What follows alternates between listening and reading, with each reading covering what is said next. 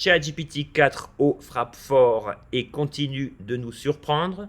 C'est le printemps et il n'y a pas une journée sans que ne fleurisse une nouvelle intelligence artificielle, une nouvelle mise à jour, bref, des éléments sans cesse renouvelés et parfois difficiles à suivre en matière de veille technologique. Vous savez, je l'ai déjà dit à maintes reprises, que je me suis toujours refusé de tourner des vidéos le jour J, c'est-à-dire le jour où sort telle ou telle nouveauté. Je préfère tester les nouveautés, prendre un peu de recul et vous donner mon point de vue après avoir détaillé, décortiqué tout type d'intelligence artificielle ou tout type de logiciel. C'est dans cet état d'esprit qu'aujourd'hui je vous propose cette vidéo. Depuis sa sortie, j'ai testé, décortiqué ChatGPT 4o et je suis en mesure aujourd'hui de vous donner mon ressenti à travers quelques tests et de vous fournir de manière détaillée des exemples d'applications concrets qui vous serviront dans votre business et qui vous permettront d'améliorer votre flux de travail. La fin de cette vidéo sera également consacrée à ChatGPT 4o dans sa version logicielle que vous pourrez télécharger sous certaines conditions. C'est Barthélémy. Pour ceux qui ne me connaissent pas, merci de cliquer sur le petit bouton de souscription pour me soutenir dans cette chaîne. Et nous, on se retrouve immédiatement sur l'interface de ChatGPT 4o.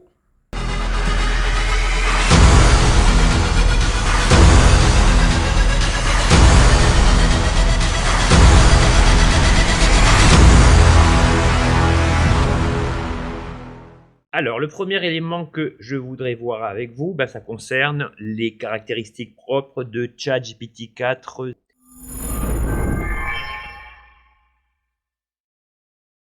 La première particularité, c'est que celui-ci est fourni de manière gratuite. Alors, cela prête déjà à confusion. La semaine dernière, mes étudiants m'ont dit, mais quel intérêt du coup de s'abonner à ChatGPT 4 Plus ou ChatGPT 4 Turbo dans la mesure où maintenant ChatGPT 4o est gratuit. C'est vrai que en raisonnant comme ça, on peut se poser la question.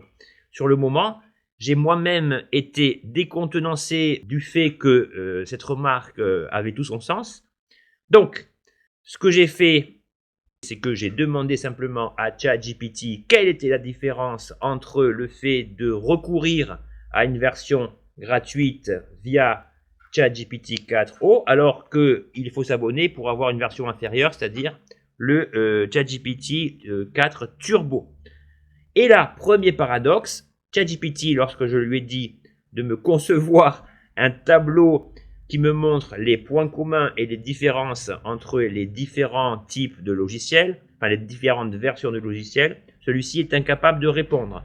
Donc, le premier paradoxe, c'est que j'ai obtenu ma réponse grâce à son concurrent direct, c'est-à-dire le fabuleux Perplexity. Donc, je ne vais pas vous montrer, comme je vous l'ai dit en introduction, deux vidéos tournées par l'équipe de Altman, mais voyez, le tableau ici est très précis. Donc, regardez au niveau des caractéristiques.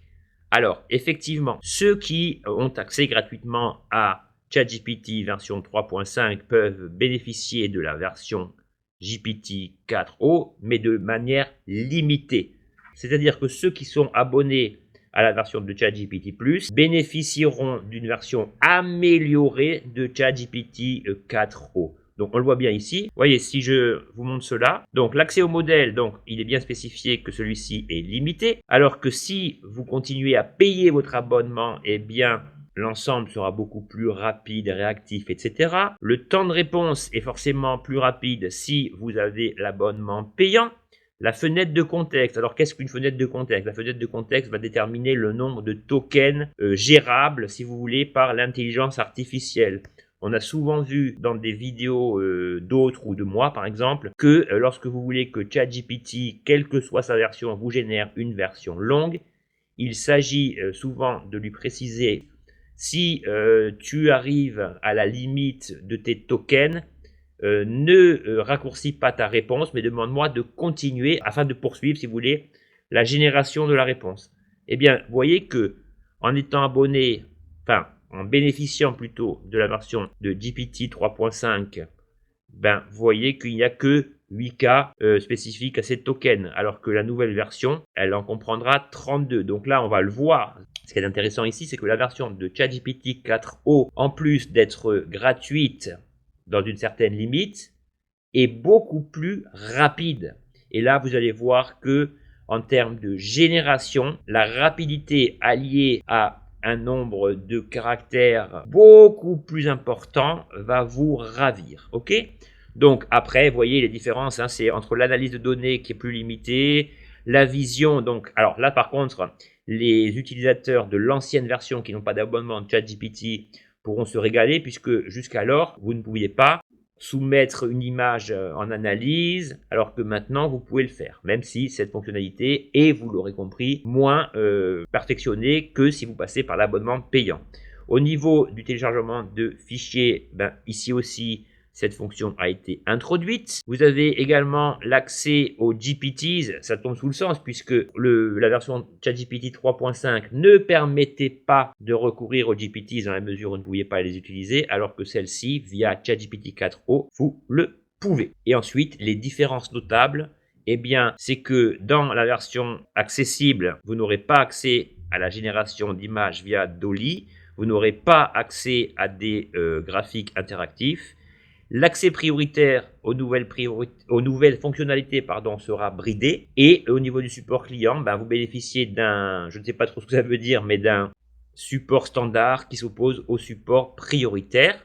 Et au niveau de la capacité de message, ça c'est directement lié à l'histoire des tokens dont je vous parle. Eh bien, elle est forcément plus limitée si vous passez par la version gratuite. Enfin, il n'en demeure pas moins que si vous ne voulez pas payer d'abonnement, vous pourrez quand même vous amuser jusqu'à une certaine limite, dans une certaine mesure, avec la version de ChatGPT 4o dans sa version gratuite. Donc voilà le tableau qui m'a fourni la réponse précise que j'attendais via Perplexity et que ChatGPT, même en version 4o, n'a pas voulu me fournir. Alors en termes concrets, maintenant que je vous ai parlé de ces aspects de différenciation qui, je l'espère, auront été clairs pour vous, eh bien, je vais vous montrer en termes de rapidité et de génération de documents longs comment cela a été amélioré.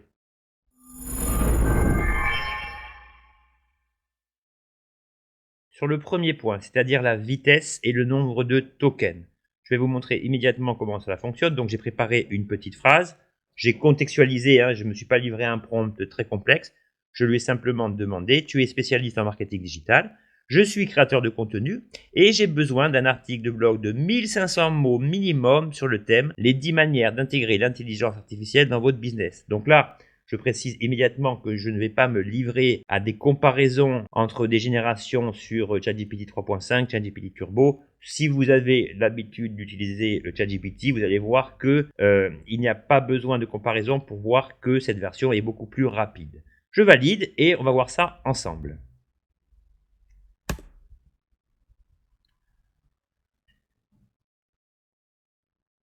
Donc vous voyez que dès que la question a été prise en compte, eh bien la génération est très rapide, ce qui est quand même agréable. Donc, tout en sachant que vous allez payer moins cher au niveau du nombre de tokens générés et surtout, vous voyez, là, le texte est assez emphasé, assez développé et pour l'instant, ChatGPT version 4.0 ne me demande pas de continuer. Il gère donc parfaitement un texte complexe. J'aurais pu lui demander 2000 mots, ça aurait été la même chose. Au niveau de la qualité de la réponse, suite à de nombreux tests, on peut constater qu'effectivement cette version de ChatGPT est beaucoup plus précise au niveau de la terminologie utilisée. Vous voyez que en j'allais dire quelques minutes, en une minute, voilà, j'ai mon article tout à fait correct qui est généré. Donc là, c'est vraiment un gros point positif et on ne peut que se réjouir de cette amélioration. Tout est parfaitement mis en forme, bien structuré, numéroté. Donc sur ce point, cette nouvelle mouture de ChatGPT 4 frappe fort à ce niveau au moins. Alors, si vous cliquez sur le petit bouton, la petite icône qui symbolise la connexion à votre compte et que vous vous rendez dans Personnaliser ChatGPT, On voit bien qu'ici, au niveau des custom instructions, c'est-à-dire des instructions personnalisées, eh bien, rien n'a changé, si ce n'est que ChatGPT 4o se connecte directement à Internet, il est directement connecté à DALL-E et il va générer l'ensemble des codes que vous voulez. Ensuite, si on va dans les paramètres, vous voyez que les fonctionnalités vocales ont été intégrées de manière beaucoup plus précise, on le verra un petit peu plus tard. Au niveau des contrôles sur les données, eh bien là, il s'agit de savoir si vous voulez exporter vos données. Au niveau de la gestion des liens partagés, ChatGPT vous demande si vous voulez conserver des liens que vous avez préalablement enregistrés. Bon, ça n'a pas grand intérêt. Au niveau du profil créateur, donc là, rien ne change fondamentalement. Au niveau des applications connectées, en revanche, et nous le verrons plus tard, la nouvelle mouture, la nouvelle version de ChatGPT vous permettra de vous connecter soit à votre compte Google Drive, soit à votre compte Microsoft OneDrive. Là, c'est vraiment un game changer, nous allons le voir. En revanche, il y a quelques semaines, j'avais fait une vidéo sur la fonction Memorize qui s'inscrivait comme un complément aux instructions personnalisées et qui permettait à ChatGPT de retenir des informations vous concernant. Eh bien, cette fonction n'existe toujours pas sans que vous branchiez un VPN relié sur les États-Unis. Donc voilà pour cette histoire de vitesse d'exécution et de token survitaminé, je dirais.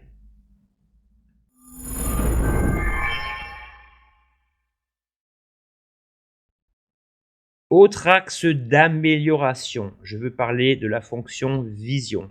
On se souvient qu'il y a environ un an, la fonction Vision a été intégrée dans ChatGPT. Cette évolution avait véritablement fait de ChatGPT une intelligence artificielle multimodale dans le sens qu'elle permet d'analyser des images, des vidéos et autres médias. Mais on va voir que au niveau de l'analyse des images, celle-ci est logiquement plus rapide et beaucoup plus pointu. Alors pour faire ça, j'avais créé un GPT il y a quelques mois qui s'appelait Image Decryptor et qui consistait à analyser les images de manière plus spécifique, plus précise. Donc on va voir comment à partir d'un GPT, la fonction Vision a été optimisée. Alors voilà le GPT en question, Image Decryptor. Donc l'idée c'est que en cliquant sur le trombone, voilà ce qui a changé.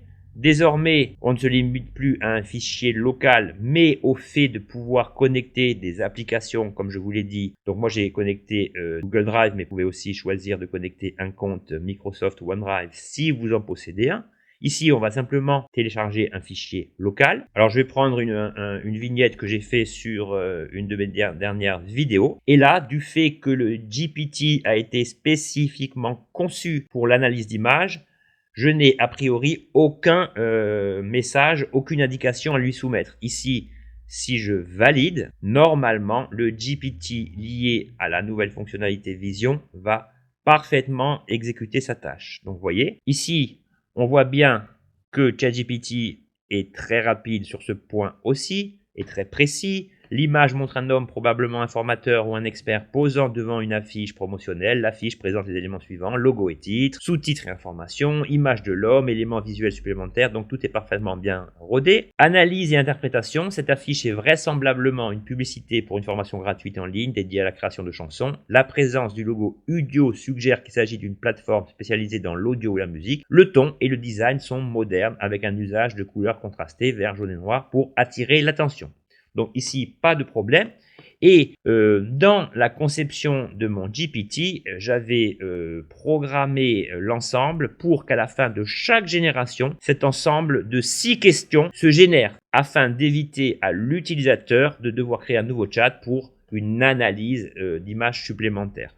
Donc là, si par exemple, je veux enrichir les infos à partir de cette image, je vais simplement taper 1, appuyer sur Entrée. Et vous allez voir que ChatGPT, de manière très rapide en principe, ne va pas hésiter longtemps pour m'enrichir le contenu demandé. Voilà, donc même topo. Bon, c'est vrai qu'à partir de cette image, il est assez difficile d'obtenir des informations beaucoup plus développées parce que c'est pas une image très riche. Hein. On voit ma tête, un titre et quelques spécifications.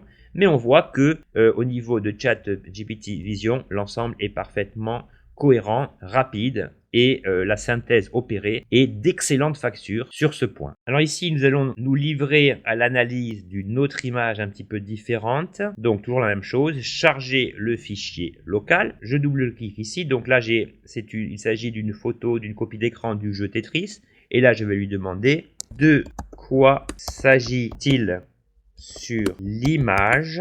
Et voilà, la réponse fournie est encore une fois très rapide, très détaillée. La version de ChatGPT se livre à une analyse vraiment précise sur les éléments fournis à propos de cette image. Donc là, il nous indique que l'image représente une capture d'écran. Donc il comprend que s'il s'agit d'une capture d'écran du fait que je n'ai pas renommé mon fichier et qu'il s'agissait bien d'une capture d'écran. Voici une description détaillée des éléments présents sur l'image. Donc description générale, le logo, etc., etc. Donc là, c'est particulièrement intéressant. Et ce genre d'analyse nous servira un petit peu plus tard lorsque nous observerons ensemble la fonction de codage qui est vraiment là aussi optimisée par rapport à sa version précédente. Alors pour le troisième exemple, j'ai joint le fabuleux tableau contemporain d'Edward Hopper de 1942, Nighthawks, qui est vraiment l'œuvre contemporaine peut-être la plus connue. Et là, en passant par le GPT, je ne lui demande rien, je valide et on va voir si ChatGPT est en mesure de me fournir une analyse précise de cette œuvre d'art. Donc s'il y parvient sans aucune indication, cela prouve qu'il se connecte bien à Internet. Voilà, c'est parfait. Alors qu'à une certaine époque, lorsque j'avais procédé à certains tests, il se contentait de me décrire visuellement l'œuvre sans possibilité aucune de me fournir des éléments relatifs à l'historique, au peintre, bref, à l'auteur de l'œuvre et à l'histoire ou aux différentes histoires qui gravitent autour de la photo analysée.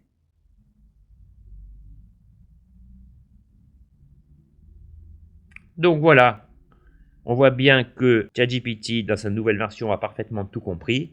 Il s'agit de... Cette image représente le célèbre tableau intitulé Nighthawk de l'article américain Hopper peint en 1942. Voilà une analyse détaillée de l'œuvre, scène principale, personnage, environnement, style et technique, thème et interprétation. Bon voilà, là on retrouve tous les thèmes récurrents à Hopper, la solitude en milieu urbain, la modernité, voilà. Donc c'est vraiment très intéressant. Donc le GPT, comme vous le savez maintenant, vous permet donc d'obtenir des réponses supplémentaires. Mais si j'avais posé la même question sans passer par le GPT, j'aurais obtenu une réponse similaire, garantie sur facture, puisque je l'ai testé.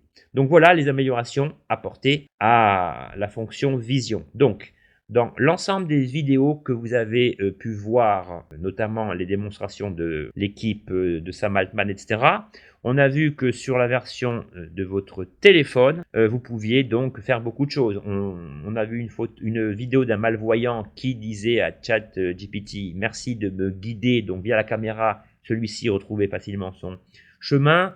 On a vu que la fonction vision permettait d'analyser par exemple des plans et de les ressortir dans un format différent. Bref, plein de choses qu'on verra au fur et à mesure de l'évolution de ChatGPT 4o sur sa version téléphone. Ce qui m'intéresse ici, c'est de vous montrer les autres nouveautés et les autres axes d'amélioration apportés à cette version de ChatGPT 4o.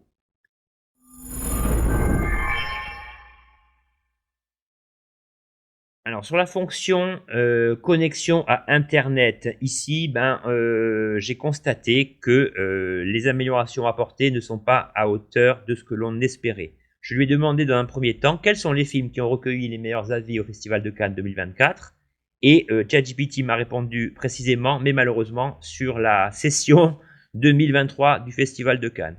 Pour obtenir un avis précis, j'ai dû reformuler ma question en lui disant déjà non en français car il m'a répondu en anglais.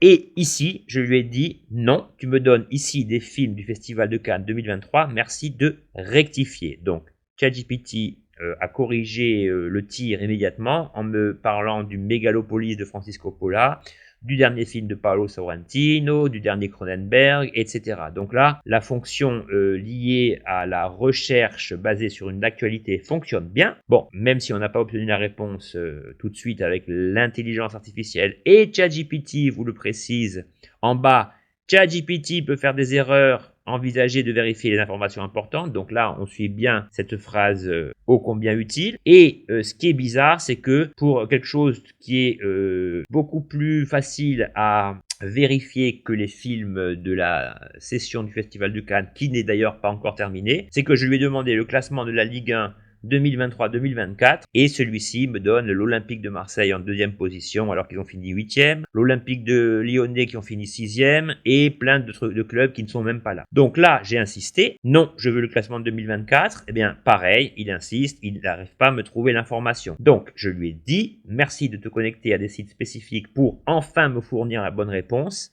Ce à quoi il me répond, bah écoutez, grosso modo, il me dit, bon écoutez, il vaut mieux que vous vous connectiez à des sites spécialisés, et je lui dis, non, tu es capable de trouver l'info tout seul. Et là, il me redonne encore un classement erroné qui ne correspond pas au classement actuel. On le voit, hein, 3 Ajaccio, ça fait 1 an qu'ils sont plus parmi l'élite, donc voilà. Et il me suggère encore une nouvelle fois d'aller voir les sites spécialisés.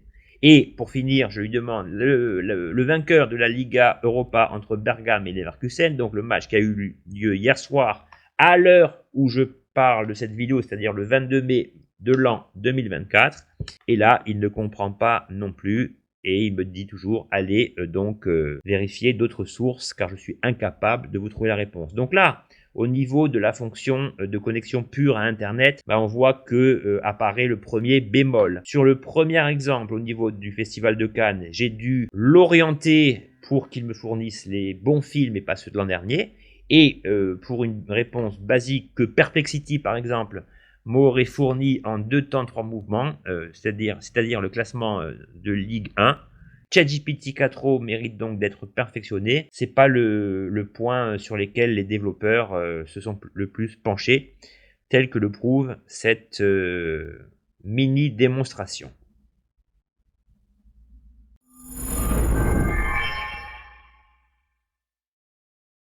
Autre point intéressant, je vous l'ai déjà survolé tout à l'heure, c'est le fait de pouvoir désormais se connecter à des applications externes, pour l'instant limitées à 2, c'est-à-dire Google Drive ou Microsoft OneDrive Personal. Donc là, je me suis déjà connecté à mon compte Google Drive. Donc là, quand vous voudrez procéder de la sorte, eh bien ici, vous connecterez simplement votre compte Google Drive à ChatGPT. Et de la même manière que vous chargiez des fichiers locaux, eh bien, vous pouvez désormais charger un fichier à partir de votre Google Drive. Donc, je me suis déconnecté de mon Drive pour vous montrer la méthode. Donc là, je clique sur connecter à Google Drive. Je sélectionne un de mes comptes Google Drive. Et normalement, ici, je peux désormais accéder à l'ensemble de mes vidéos. Alors, suite à mes tests, parfois, quand vous êtes déjà connecté et vous recevez le message selon lequel vous ne pouvez pas vous connecter en fait pour des problèmes liés au propriétaire. Donc sur ce point-là, si vous avez ce message qui est un peu énervant, il suffit d'aller ici, d'aller dans les paramètres, d'aller dans applications connectées, vous déconnecter, puis vous reconnecter de la manière que je viens de vous montrer. Donc on va tester. Je clique sur le trombone, ajouter depuis Google Drive. Ici, je vais aller dans Suno Tuto et je vais lui dire d'analyser le PDF que je télécharge en direct devant vous. Donc il s'agit d'un PDF explicatif des différentes fonctionnalités du logiciel Suno qui consiste à générer des musiques grâce à l'intelligence artificielle. Donc je vais lui dire analyse ce fichier, crée dans un premier temps un tableau comparatif compatible Excel sur les différentes fonctionnalités de Suno, puis décline cela en présentation PowerPoint. Donc, ChatGPT 4o se livre à une analyse précise du contenu du PDF lié. Donc vous voyez, c'est assez rapide quand même, hein. On va juste voir s'il arrive à gérer le fait que je lui ai demandé de créer en même temps 2 types de fichiers différents.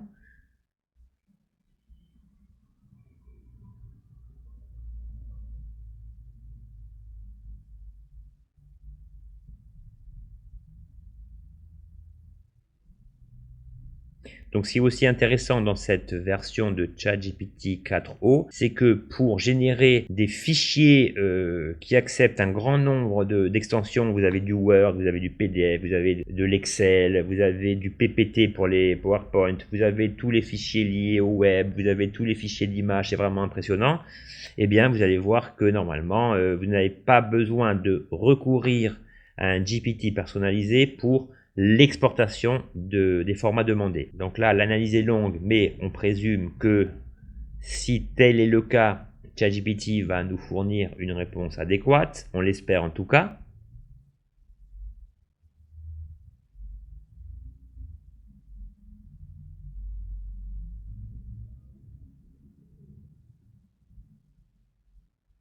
Voilà. Donc il me fait des suggestions par rapport aux informations recueillies de sa part. Voilà.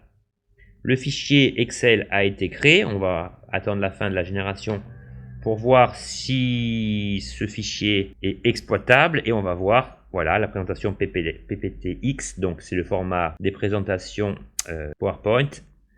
Donc tout a été créé. Donc là, on va regarder comment cela a été effectué. Je double-clique. Et voilà. En quelques clics seulement, ma présentation PowerPoint créée à partir des éléments trouvés dans le PDF. Donc la déclinaison, voilà, là il m'indique tous les tags de structure qui servent à construire les morceaux. Tout est parfaitement clair. Bon, on est ok que la mise en forme, elle n'est pas terrible, mais ça on s'en fout. Nous, ce qu'on veut, c'est une déclinaison du contenu. Après, il suffit d'aller dans PowerPoint ou dans un autre logiciel pour obtenir ce qu'on veut. Ok, donc là, ChatGPT a parfaitement compris et exécuté ce qu'on lui a demandé. C'est quand même dingue qu'il n'arrive pas à nous trouver le résultat du championnat de France de football 2024 et qu'il arrive de manière très complexe et très rapide en fait à nous fournir des documents précis. Alors on va voir au niveau du fichier Excel si tout est cohérent. Je vais ouvrir ça et voilà, mon fichier Excel apparaît ici. On voit que tous les tags ont été parfaitement restitués. Voilà, ça correspond vraiment au contenu du fichier PDF. Donc tout est parfait. Vous avez vu qu'ici, je n'ai pas eu besoin de recourir à un GPT pour l'exportation de fichiers. ChatGPT fait ça désormais tout seul, donc c'est assez monstrueux, hein. Donc vous avez vu que grâce à la fonction d'importation à partir du Drive, eh bien tout est vraiment pratique puisque désormais vous n'avez plus besoin de chercher des fichiers sur votre disque dur ou d'aller sur votre Drive pour les réimporter en local pour les soumettre à ChatGPT. Maintenant, il y a une cohésion totale. Alors, en toute transparence, je sais qu'il est aussi possible de modifier des Google Sheets, des Google Docs via cette fonctionnalité, mais je ne l'ai pas encore testé. Ok ? Alors par contre, vous allez voir que là où c'est intéressant, c'est que ChatGPT s'est aussi amélioré dans le traitement d'images. Par exemple, si je clique ici, que je vais chercher un élément dans mon Google Drive. Alors nous allons prendre une image comme ceci par exemple, peu importe. Donc voilà, c'est une image d'un lionceau dont je m'étais servi pour faire un montage sur Photoshop à l'époque, bon peu importe. Mais là ce qui est super bien, c'est que je peux dire à ChatGPT, merci de transformer cette image en noir et blanc avec des niveaux équilibrés. Donc les niveaux techniquement en infographie, c'est la balance des couleurs noires et des couleurs blanches qui, lorsqu'ils sont mal réglés, provoquent soit une surexposition, soit une sous-exposition. Donc là, je lui dis merci de transformer cette image en noir et blanc avec des niveaux équilibrés et un aspect éclatant. Donc merci de transformer cette image en noir et blanc avec des niveaux équilibrés et un aspect éclatant. On y va. On va voir si cette nouvelle version de ChatGPT, grâce à son système de codage complexe, réussit à me traiter cette image sans que je n'ai besoin d'aller sur un logiciel lié à l'infographie spécifique. Voilà. Donc, on va voir le résultat de l'image. Je clique dessus, je clique sur mon image. Et effectivement, le contrat est rempli. On voit bien que ici, ChatGPT, bon, la qualité est un peu pourrie, on est d'accord, hein, mais on voit ici que ChatGPT s'est livré à un rééquilibrage des niveaux, c'est-à-dire que dans les versions les plus sombres, les noirs sont intenses, et dans les versions les plus claires, les éléments sont bien distinguibles. Et le lionceau est assez éclatant. Donc, vous voyez, pour le traitement d'image, ChatGPT 4o est vraiment épatant. Et à partir du moment où on sait qu'on peut faire ça, ben, c'est pas la peine d'aller sur un autre logiciel puisque vous avez tout sous la main. Ok. Dernier élément important lié au fait de recourir à Google Drive, c'est que lorsque vous importez par exemple un tableau statistique à partir du Drive, vous pouvez le modifier et obtenir un tableau différent complété. On va essayer de voir ça ensemble. Alors pour l'exemple, je vais télécharger un guide des données personnelles et des recommandations relatives au RGPD que j'ai constitué et je voudrais demander à ChatGPT de me faire un graphique avec les données personnelles par ordre d'importance. On va essayer de faire ça. Merci de constituer un graphique reprenant les données personnelles protégeables par ordre d'importance et de gravité. On y va. Donc ici aussi, hein, au niveau de l'analyse des données, voilà, ChatGPT est capable de vous créer à partir de n'importe quel document des tableaux graphiques complexes. Vous pouvez lui demander des tableaux sous forme d'abscisse, d'ordonnées, des camemberts, bon, peu importe. Mais vous voyez que à partir d'un simple PDF, voilà, j'ai mon tableau de graphique sous la main, prêt à l'emploi. En plus, il est pas mal au niveau graphique. Alors, on va lui dire quelque chose. On va lui dire décline-le sous forme de camembert. Voilà, c'est quand même formidable, hein. Vous avez vraiment tout ce dont vous avez besoin. Vous voyez, tout est très propre. Bon, là, il y a un petit problème au niveau de l'intersection des deux phrases, mais ça, on pourrait lui demander de corriger. Il manque le A au début. Donc là, on va voir, hein, on va pousser le bouchon jusqu'au bout. On va lui dire, attention, les deux phrases descriptives s'entremêlent. Voilà. Et là, tout est clair, précis.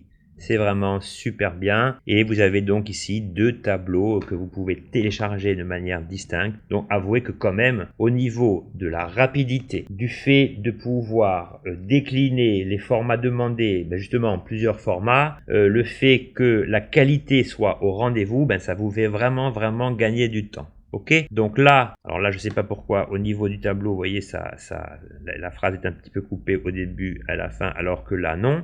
Alors je vais essayer quelque chose. Que se passe-t-il si au lieu de cliquer sur Download ici, je clique droit, je fais enregistrer l'image sous comme ceci et que je la teste? Oui, non là il ne m'a pas exporté un format d'image, donc je vais réessayer, enregistrer l'image sous. Oui, non là c'est du code, c'est pas bon. Bon, enfin vous comprenez le principe.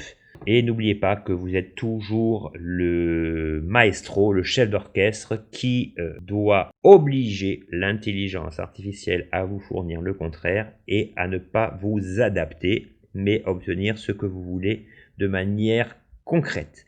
Donc, vous voyez que voilà, le fait de se connecter à Google Drive est vraiment efficace. Et maintenant, je voudrais tester une dernière chose que je n'ai pas testé avec vous. C'est que je vais demander à ChatGPT, peux-tu enregistrer ces deux éléments dans le même dossier de mon Google Drive?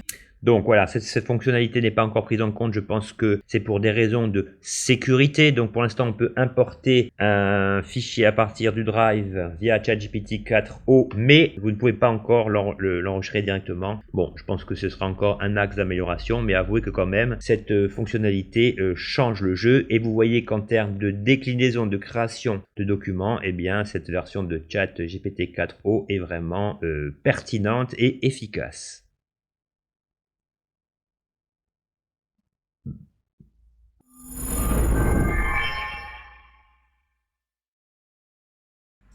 Alors, pour la suite de cette démonstration sur ChatGPT 4o, on se retrouve sur le téléphone parce que là aussi se situent de grosses nouveautés. Alors, contrairement à la version web, vous voyez que sur le téléphone apparaît ici un petit casque audio.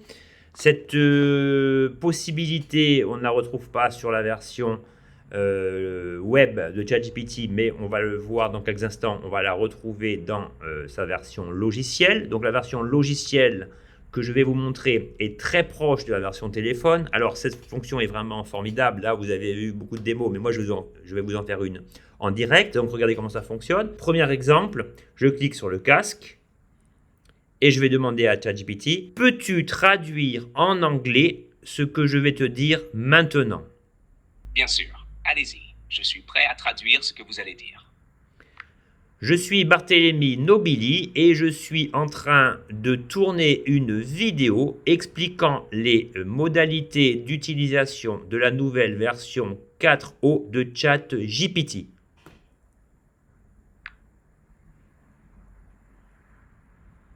Sure, here's the translation.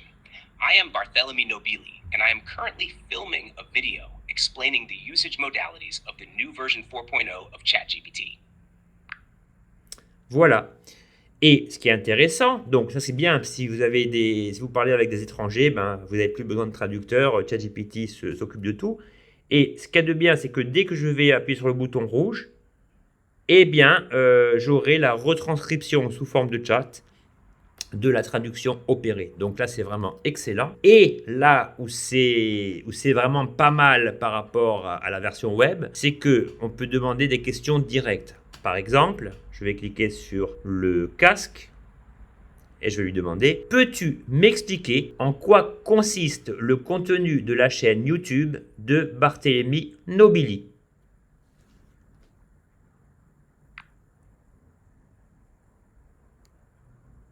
La chaîne YouTube de Barthélemy Nobili propose une multitude de contenus axés sur le marketing digital, les nouvelles technologies et l'intelligence artificielle.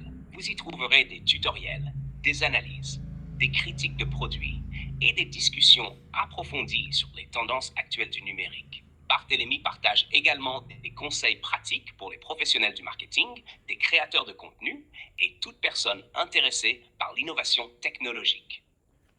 Donc, vous voyez que c'est assez impressionnant.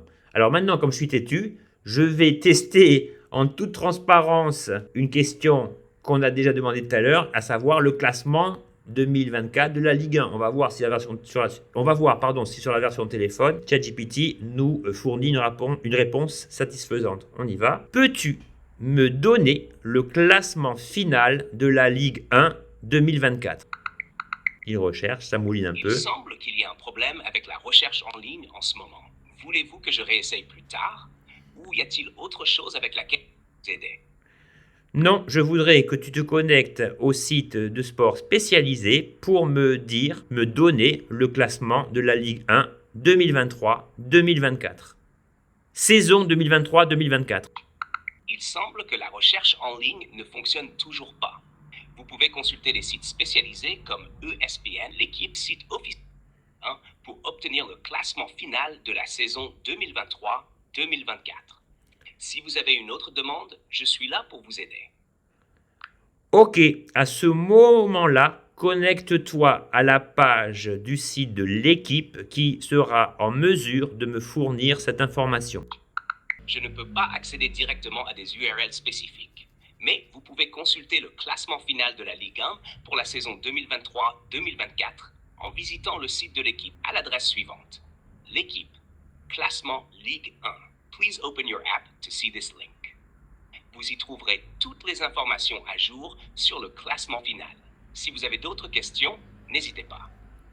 Donc on voit qu'en effet, quel que soit le support, eh bien l'information relative à des informations très actuelles en fait, pour ça, ChatGPT a encore du mal. Mais du fait que une réponse audio soit retranscrite en écrit, ici j'ai le lien. Vous voyez, l'équipe classement Ligue 1. Donc, on va voir si en cliquant dessus, je vais enfin obtenir le lien. Voilà, alléluia. Donc, vous voyez que même si il ne nous fournit pas l'information de manière native, c'est-à-dire immédiatement. Il me donne quand même le lien me permettant d'accéder au précieux sésame. Donc voilà pour la version téléphone. Bon, j'ai pas encore tout testé au niveau de la vision et tout, mais vous voyez que sur ce point, au niveau de la traduction et de la demande d'infos, ChatGPT me donne ce que je veux. Ce qui est quand même hallucinant, c'est qu'il arrive à se connecter sur ma chaîne YouTube à partir d'un seul prénom et à partir de mon nom. Et pour une information a priori plus basique, il a encore du mal à me fournir ce que je veux.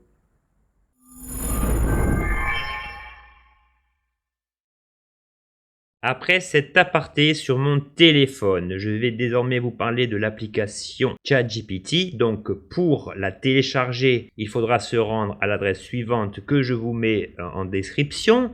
Donc le problème en fait n'est pas de télécharger le logiciel, c'est qu'une fois le logiciel téléchargé, quand vous lancez l'application comme je le fais ici, eh bien je ne le fais pas parce que j'ai déjà été confronté au problème. Vous allez avoir une fenêtre qui s'ouvre et qui va vous dire bientôt disponible.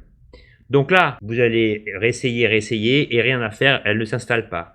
Alors le hack, la façon de pouvoir installer cette application sur votre ordinateur, ça va être de lancer l'application et lorsque la fenêtre avec un message dans un encart blanc va vous montrer bientôt disponible, vous relancez. Et dès que vous voyez qu'une fenêtre un petit peu plus grande va commencer à s'ouvrir, vous la fermez immédiatement et vous la relancez. Et c'est le seul moyen pour l'instant de pouvoir télécharger cette application. Donc je répète, vous cliquez sur votre lien DMG si vous avez un Mac ou Exe si vous avez un PC. Vous allez avoir un message dans une petite fenêtre selon lequel l'application est bientôt disponible. Donc vous relancez cette fenêtre et dès qu'une fenêtre plus grande commencera à apparaître, je vous conseille d'effectuer le raccourci clavier suivant sur le Mac, commande Q pour la fermer tout de suite ou Alt F4 sur un PC pour faire beaucoup plus vite que de cliquer sur la croix pour fermer la fenêtre. Et dès que vous relancez l'application, eh bien là, vous allez avoir le plaisir de la voir s'installer sur votre ordinateur. J'ai essayé 5-6 fois hier soir. Je commençais à avoir un peu les nerfs et puis après, miracle, l'application est enfin apparue. Donc, pour vous montrer en quoi il est utile de posséder cette application par rapport à la version web, parce que c'est une question légitime, eh bien, je vais vous montrer à quoi elle ressemble. Donc là, l'application est ici, je l'ouvre et au niveau de l'interface, évidemment, elle est très proche de la version web. Mais vous allez voir que néanmoins, il y a quand même des différences qui les distinguent l'une de l'autre. Déjà, au niveau de l'interface, le petit symbole qui contient mon nom est ici, alors que sur la nouvelle version de la version web, elle est en haut. Donc pour continuer avec l'interface, ici, vous voyez que pour créer un nouveau chat, il s'agira de cliquer en haut à droite. Et surtout, ce qui change en fait dans la version web et l'application, c'est que lorsque vous cliquez sur le trombone, vous n'avez pas accès déjà à Google Drive. Mais par contre, il y a une fonctionnalité particulièrement intéressante que je vous recommande, c'est le fait de faire une capture d'écran. Donc là, vous pouvez charger des fichiers locaux, vous pouvez charger une photo. Alors là, c'est un faux ami. Si je clique sur charger la photo, cela va avoir pour effet d'ouvrir mon logiciel photo du Mac, dans lequel je classe toutes les petites créations un peu science-fiction fantastiques que je poste sur mon compte Instagram. Donc, autrement dit, et c'est pour ça que je vous dis que la terminologie est importante, si vous voulez soumettre l'analyse d'image via la version logicielle, il ne faudra pas cliquer sur charger la photo, mais charger le fichier, puis choisir le type de fichier choisi. Alors regardez bien, ici c'est intéressant, parce que si je reviens sur la version classique de ChatGPT, c'est-à-dire sur mon Google Chrome. J'ai un article, peu importe, on s'en fout complètement, mais c'est un article sur Nadal, Eh bien, quand je retourne dans mon application et que je clique sur le trombone, j'ai la possibilité de faire une capture d'écran. Donc là, ce qui est formidable, c'est que ici, si je clique sur Google, on voit que la page que je viens de vous montrer est ici. Mais ce que vous pouvez... Donc là, si je clique dessus, voilà ce qui va se passer. ChatGPT recueille, fait une copie d'écran de la page ouverte sur l'onglet précis dans Google Chrome. Donc là, je lui dis simplement, fais-moi une revue d'actualité sur Nadal. Et là, normalement, la version logicielle de ChatGPT 4o devrait, grâce à cette petite technique, me faire un résumé, une sorte de verbatim de l'article correspondant à ma copie d'écran. Mais ça ne s'arrête pas là, et c'est là que c'est intéressant. Je vais vous montrer un autre exemple. Donc on va attendre que cela finisse. Donc vous voyez, l'article est parfaitement restitué à partir d'une copie d'écran. Alors ce que je pense aussi, c'est que la copie d'écran, en fait, par rapport à une copie d'écran que vous feriez à main levée, ici, elle va concerner l'intégralité de l'article jusqu'en bas. Je vais vous donner un autre exemple. Alors la copie d'écran via ChatGPT 4o dans sa version logicielle ne s'arrête pas uniquement à des articles que vous allez trouver sur Internet. Je m'explique. Si je vais sur Photoshop par exemple. Donc regardez bien ici, me voilà sur Photoshop. Donc là c'est une image que j'ai travaillée qui montre une libellule, bon, dans laquelle j'expliquais comment augmenter la qualité, etc. Donc là on voit la libellule, on voit les calques, etc.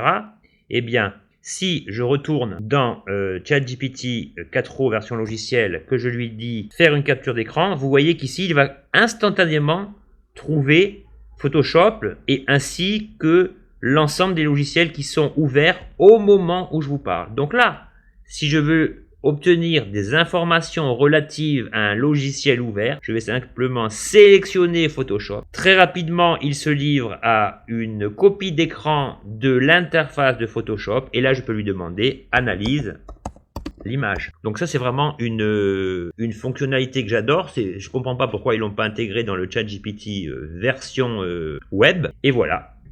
Donc on a la description de l'image, on a les détails liés à l'image, mais on a aussi l'analyse en fait des différents outils de Photoshop, donc les calques, l'arrière-plan, la barre d'outils, les règles et les guides, etc., etc., etc. C'est vraiment incroyable.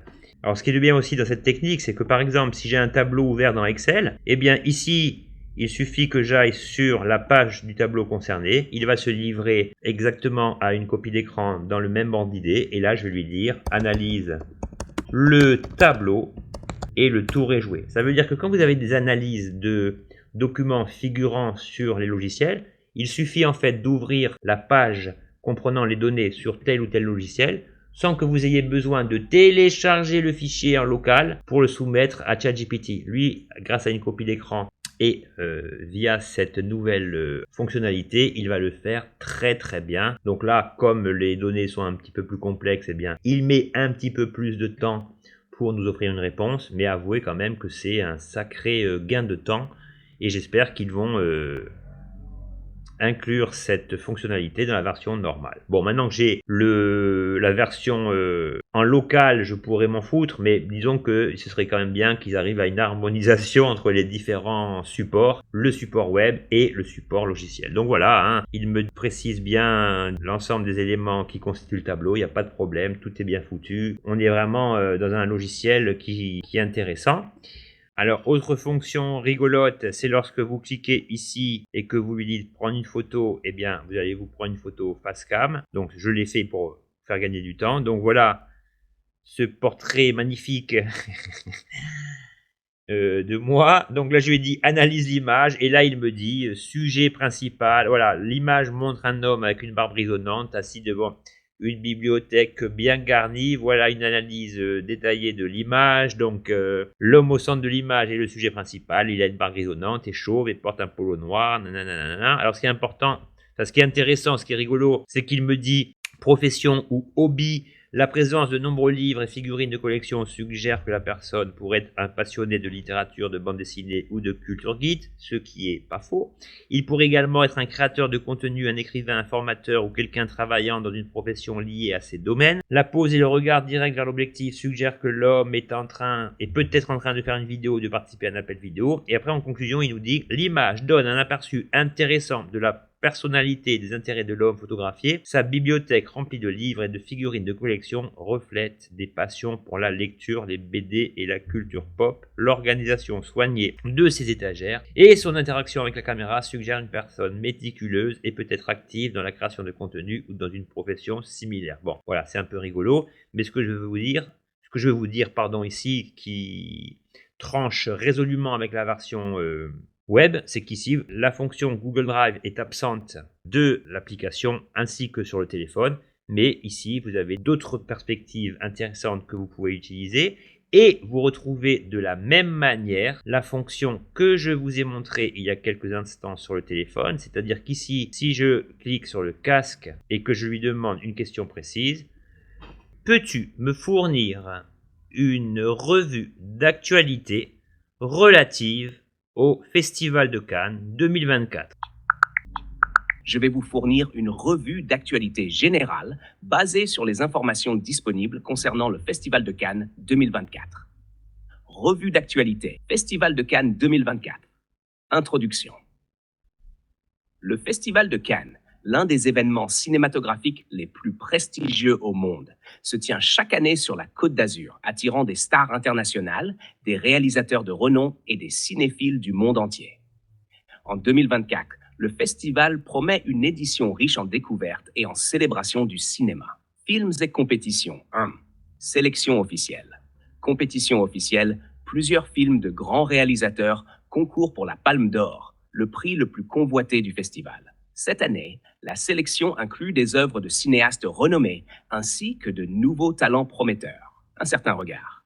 Cette section met en lumière des films audacieux et innovants, souvent issus de cinéastes émergents. 2. Hors compétition. Des avant-premières mondiales et des projections spéciales de films très attendus seront également présentées hors compétition. Ces projections attirent souvent l'attention des médias et du public. Stars et tapis rouges. 1. Présence notable. De nombreuses célébrités internationales sont attendues sur le tapis rouge.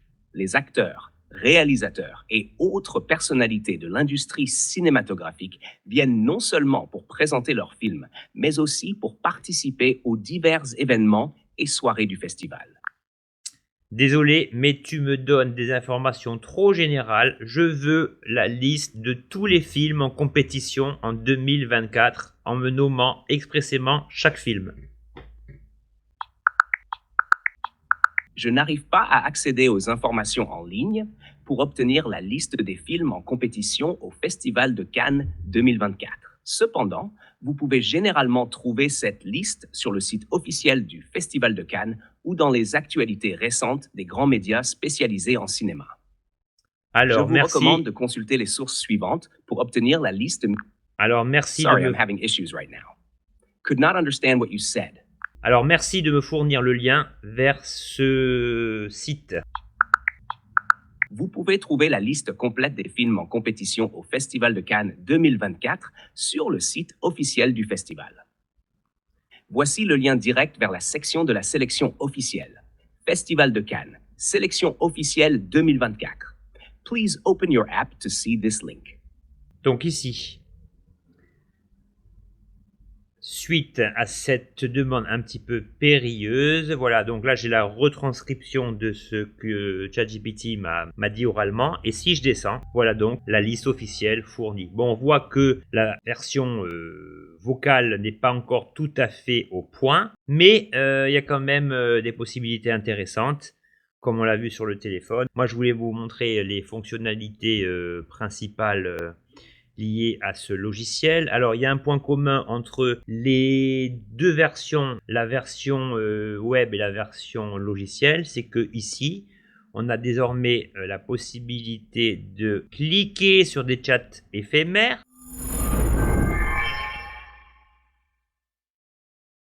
Si je lui demande par exemple quel conseil peux-tu me donner en matière d'alimentation saine avant l'été, bon là la question n'a aucune importance, hein, il n'y a pas de contextualisation de prompt.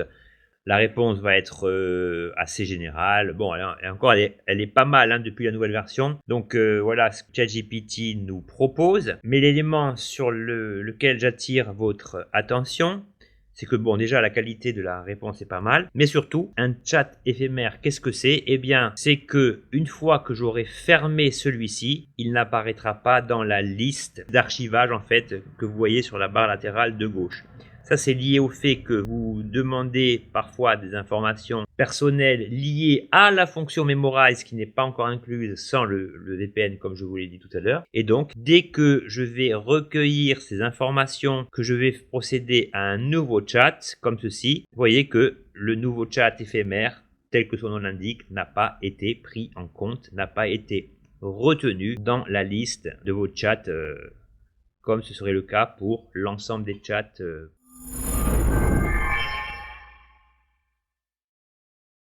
Alors, pour être tout à fait complet avec cette application, il existe aussi un truc sympa, c'est lorsque vous cliquez sur Options et sur la barre d'espace, voilà, vous pouvez accéder à l'application à tous les niveaux de votre ordinateur en fait. Vous n'êtes pas obligé d'être sur ChatGPT pour lui poser une question. Là, par exemple, si je lui demande les 5 principes du marketing digital, que j'appuie dessus, l'application s'ouvre et à partir d'un n'importe quel endroit de l'ordinateur, que votre application soit ouverte ou pas, eh bien vous aurez un accès facilité et rapide pour accéder à cette nouvelle version de ChatGPT via son logiciel. Donc c'est vraiment très intéressant et je tenais à vous le signaler.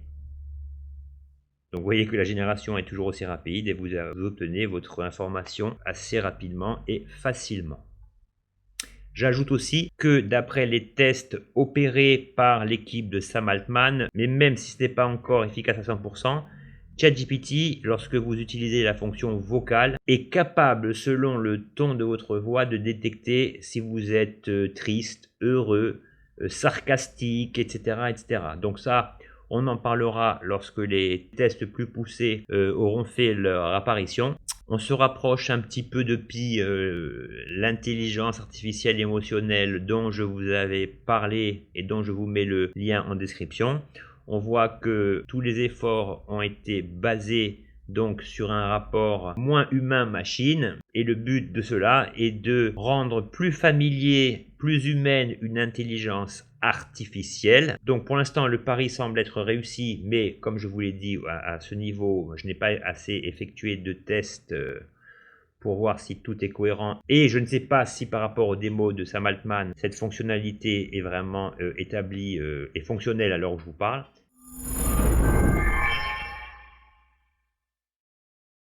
Donc on le voit, tout n'est pas encore au point, mais avec cette mise en valeur de la nouvelle version de ChatGPT 4o, qu'il s'agisse de sa version web ou de sa version logicielle, on voit que les promesses sont plus ou moins tenues, que la vitesse d'exécution, la qualité rédactionnelle, la génération de texte beaucoup plus développée sont vraiment des éléments intéressants. On voit que la fonctionnalité vision fonctionne beaucoup mieux. On voit que le codage est beaucoup plus précis. Bon, après, il faudra quand même, comme je vous l'ai dit, fournir les bons éléments au niveau du prompting pour obtenir une réponse vraiment adéquate. La fonction vocale sur le téléphone est vraiment intéressante. Alors, il y a vraiment des axes d'amélioration, mais c'est vrai qu'on est passé vraiment de Charybde à Scylla. On est passé dans un autre monde.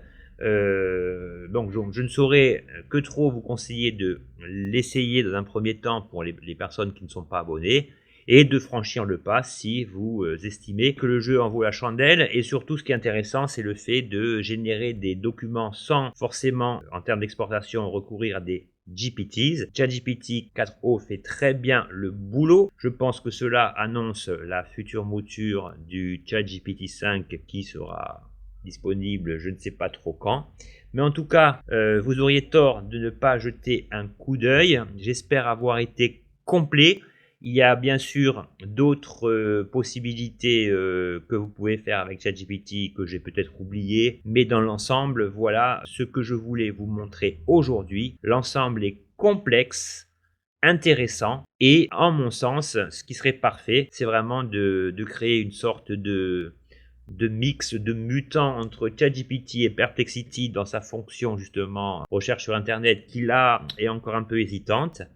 Bon, il demeure en tout cas que nous avons affaire à de sacrées mises à jour. On attend qu'ils incluent la fonction Memorize sans recourir à un VPN, ce qui serait quand même pas mal. Donc vous pouvez voir cette fonction dans la vidéo que je vous ai mis en lien dans la description. Voilà, c'était Barthélémy. On se retrouve très prochainement pour une vidéo autour des thèmes que vous aimez sur cette chaîne. Je vous souhaite une excellente journée.